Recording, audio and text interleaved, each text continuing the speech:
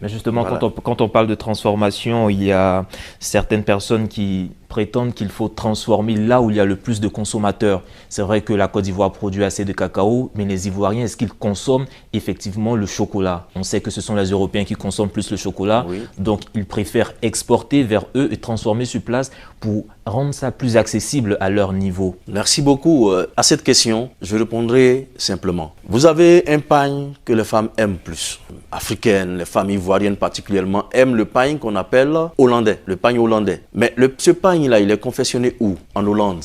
Est-ce que vous voyez les Hollandaises se promener en pain? Non. Pour dire que nous devons produire pour satisfaire des besoins. Et les besoins ne sont plus locaux. Les besoins sont aujourd'hui mondiaux. Donc, on peut produire le cacao, transformer le cacao en chocolat depuis la Côte d'Ivoire et le vendre sur le marché international. Voilà. Donc, se limiter à son marché local, véritablement, c'est refuser de participer à la mondialisation. Voilà. Alors, quelles sont les conditions que les pays africains devraient réunir pour amorcer sereinement cette transformation, cette industrialisation agricole? Merci. Nous, au niveau de la plateforme TEFA, nous avons une vision qui est claire. Nous disons aux pays africains, si vous voulez amorcer correctement la transformation locale de vos matières premières, il faut savoir attirer. Et ne pas attirer des dettes, mais attirer plutôt ce qu'on appelle l'IDE, l'investissement direct étranger. Et l'IDE, comment l'attirer? Il faut être attractif. Il faut être attractif. Donc nous, on propose en 1 de passer à la transformation locale de nos matières premières, mais en 2 de faire ce qu'on appelle la défiscalisation. Voilà, ce n'est pas zéro taxe, mais c'est une manière de simplifier votre système de taxation qui va attirer ces finances du monde entier vers votre pays.